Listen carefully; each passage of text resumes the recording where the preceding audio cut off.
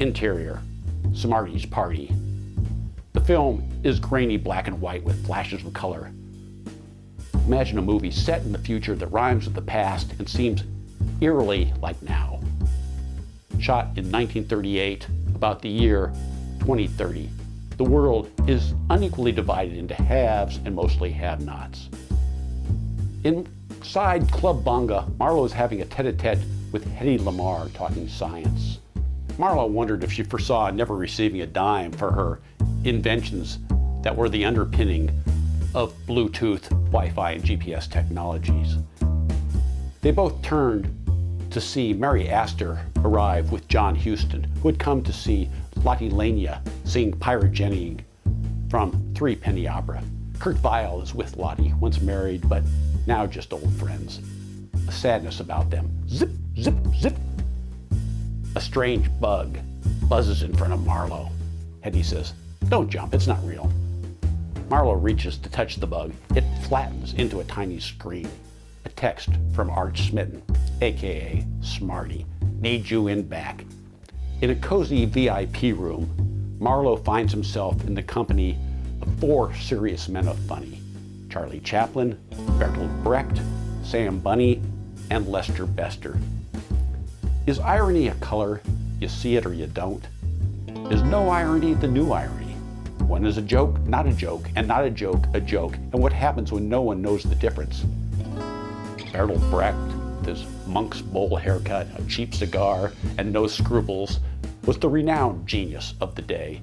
He asks, what happens to the holes when the cheese is gone? Chaplin does his favorite Bunny and Bester bit. He daintily pantomimes plucking back Cupid's bow to let an arrow fly, singing, "One look, all it took, may fate bring agony or joy, Mr. Cuff and Mrs. Foofin were destined to be stupen." All Cupid could say was, "Oi." They talk about the rolling joke, the joke that rolls back over you like Sisyphus' rock, something Sam Bunny knew about. Said Sam, "You wait 10,000 years to top the charts. The reward, you get rolled." Mr. Cuff and Mrs. Foofin was a hit in the day, topical, ripped from the headlines. The Foofin trial caused an uproar. Said Lester, the only one who didn't love the song was Mrs. Foofin, and she got revenge when her lawyer disemboweled Sam in his divorce. But, as my partner says, without source, there'd be no love songs. Says Sam, worse than the rolling joke is the killer joke. Funny, but no one laughs, and no one wants to be in town when the joke explodes. I think of Ballet Bonga, spring of 1935, Berlin.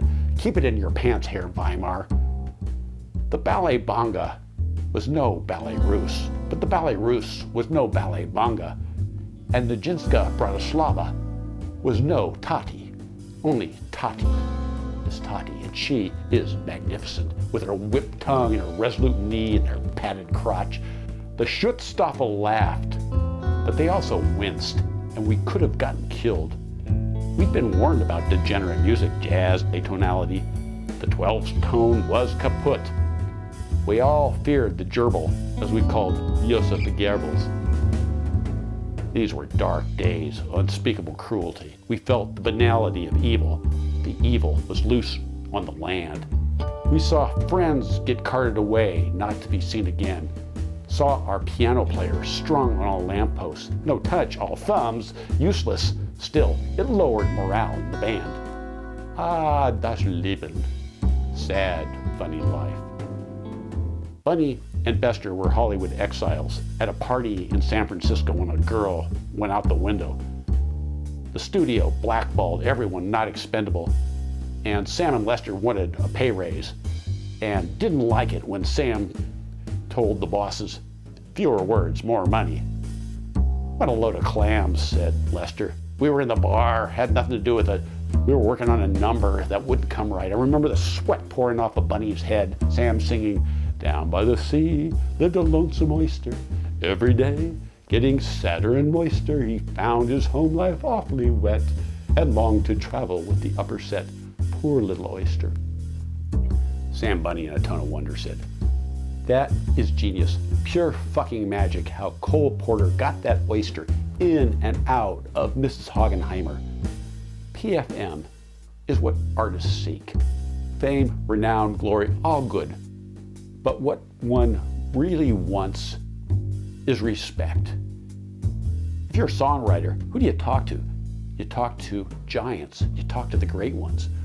What we remember is beauty, our triumphs and defeats, our lovers, and things that made us laugh and cry, the substance of love songs. At that, the four legends of funny dissolved into dust, ghosts in smoky amber, pieces of a puzzle spilled at Marlowe's feet. A new case? Would it be like the last case?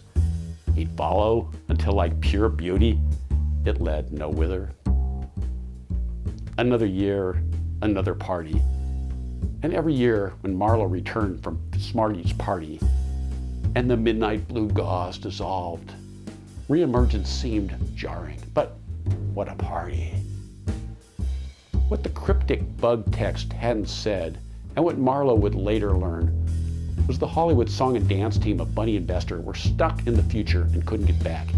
And with them was Art Smitten, artist of the now, so now he too was literally tomorrow, written out of history, and only Marlowe could save them. Typical night at Smarty's, if there was such a thing. The Côte de Bonga is a long ways from Paris, but what's not to like about paradise? Although not even paradise was paradise anymore, and as any expat who washed up after the big thud will tell you, watch for falling coconuts. Marlowe knew there was only one thing to do: stick his brush in the paint pot and paint.